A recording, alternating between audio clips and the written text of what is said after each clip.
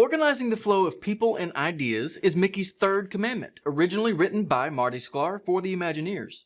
This principle can be applied across the board in marketing too, and today we're going to talk about 3 specific ways you can incorporate it into your marketing. Stay tuned.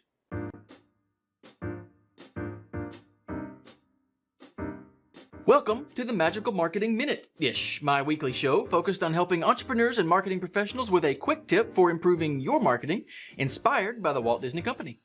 This week, we're covering the third of Mickey's 10 commandments, originally written for the Imagineers, but here, of course, we're applying them to marketing.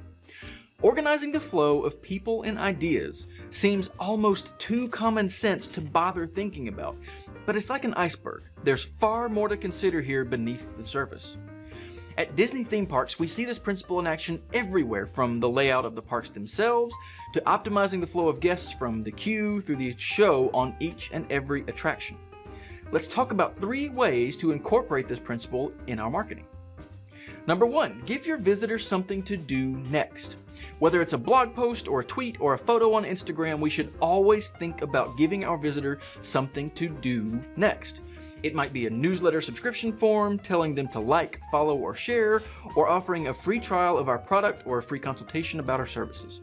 You won't necessarily always be able to include something logical, especially in short-form content like tweets, but when you can, you probably should. Dead ends are a quick way to lose a visitor forever. Number 2, send the right message to the right people at the right time. It's the biggest principle in marketing, really. Someone who's just heard of your brand probably isn't ready for your best pitch on an expensive product or service. Think about how to get the right info to the right people when they're ready to receive it. This might mean anything from writing blog posts targeted to people at each potential stage of their buyer's journey, to using retargeting ads on Facebook effectively for people who added an item to their cart but didn't check out, versus people who merely read a blog post. Always keep this idea in mind. And number 3, always check your marketing funnels with fresh eyes.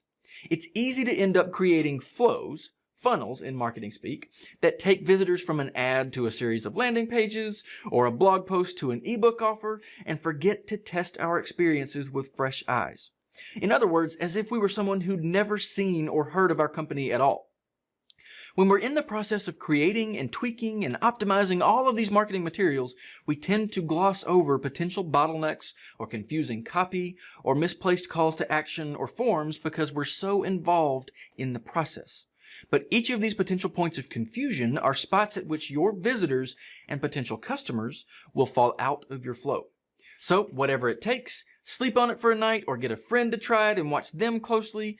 Get fresh eyes on your marketing flows, preferably before spending a bunch of money on advertising that bombs. And there you have it. 3 ways you can incorporate Mickey's third commandment to organize the flow of people and ideas into your marketing strategy. And that's going to wrap it up for this week's episode of the Magical Marketing Minute. If you haven't already, be sure to subscribe on YouTube or like us on Facebook to catch every new episode and podcast. And until next time, I'll see you real soon.